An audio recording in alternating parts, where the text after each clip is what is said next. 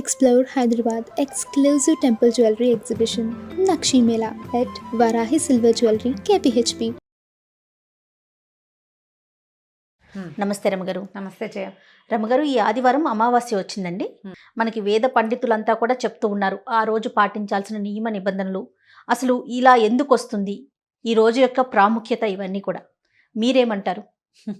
మామూలుగా ఆదివారం అమావాస్య అనేది కూడా ఒక ప్రత్యేకమైంది. సంవత్సరంలో ఓసారో రెండుసార్లు రేర్గా కనపడుతుంది. మామూలుగా అమావాస్యని మన మంచి రోజు కాదుగా భావిస్తాం, కానీ మనకి 3-4 అమావాస్యలు పండగలుగా చేసే ఉన్నాయి మనకి. దీపావళి అమావాస్య, చొల్లంగి అమావాస్య అంటాం, పోలాల అమావాస్య ఒకటి. అవునండి. మహాలయ అమావాస్యనేమో పితృపక్షాల్లో పర్వదినంగా పితృదేవతల కోసం కూడా చెప్పుకుంటాం. జనరల్గా మనం అమావాస్య రోజుల్లో ఏ పనులు చెయ్యం.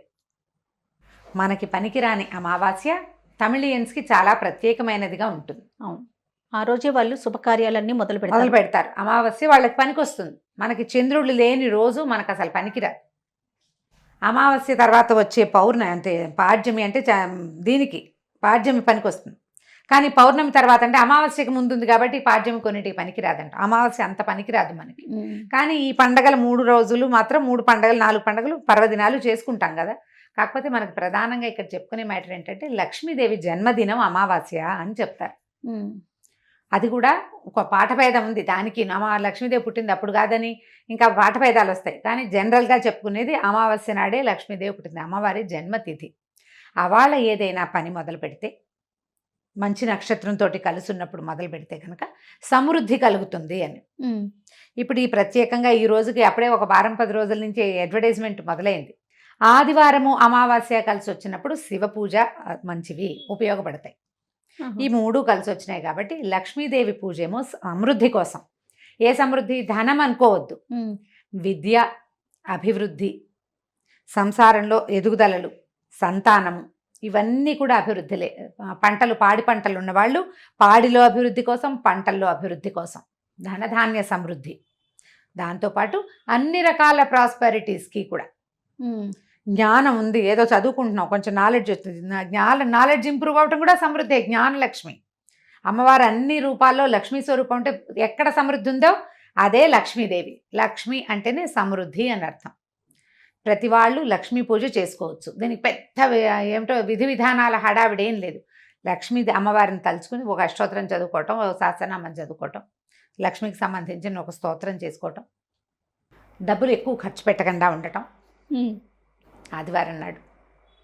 అలా అది మామూలుగా మనం నమ్మకం అన్నమాట. ఈ ప్రత్యేకంగా ఇది వచ్చిన రోజు అని. లక్ష్మీ పూజ, శివ పూజ, పరమేశ్వరుడికి అభిషేకం చేయటం. మామూలుగా మనం సోమవారాలు అభిషేకం చేసుకుంటాం. ఇలా ఆదివారము అమావాస్య ఈ కూడా కలిసి వచ్చింది కాబట్టి అభిషేకం చేసుకుంటే సరిపోతుంది. మీకు అవకాశం ఉన్నవాళ్ళు, ఒకవేళ లేకపోతే ఇవాళ ఇది ఒక ప్రత్యేకమైన రోజు అని తలుచుకొని శివుణ్ణి, లక్ష్మీదేవిని తలుచుకుని నమస్కరించడం. ఇలా పర్వదినాలు, అద్భుతమైన రోజులు. 10 ఏళ్ళకి అది ఈక్వేషన్ కుదరాలి కదా. ఈక్వేషన్ ప్రకారం చాలా సంవత్సరాలు గడిస్తే కానీ రాదు. ఇలాంటి మంచి రోజున దుర్భాషలు ఆడద్దు, పోట్లాడద్దు, మీకేమైనా దురభ్యాసాలు ఉంటే వాటి జోలికి పోకండి. అప్పుడు ఖగోళంలో సంభవించేటువంటి ఈ చిన్నవి ఉన్నాయి కదా, ఇలా నక్షత్రం రావడము, అమావాస్య రావడము, అవాళే ఆదివారం కూడా ఉండటం లాంటిది ఒక జరుగుతోంది కదా. దాని యొక్క పాజిటివ్ ఎనర్జీ ఏదైనా ఉంటే అది మీ సొంతం అవుతుంది. నెగిటివిటీని మీలో ఉంచుకోకండి, మనలో ఉంచుకోకూడదు.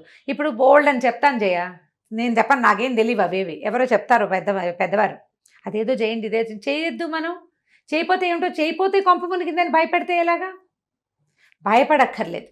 తేలికపాటి లక్ష్మీ పూజ, అమ్మవారిని బుద్ధితో జ్ఞానంతో తలుచుకోవటం, శివ పూజ చేసుకోవటం,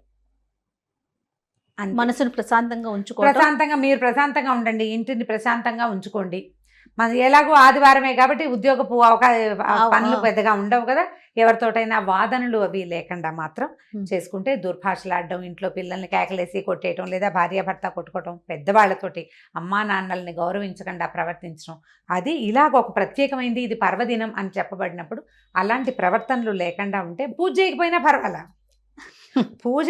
పర్వాలేదు, ఈ పని మాత్రం చేయకూడదు.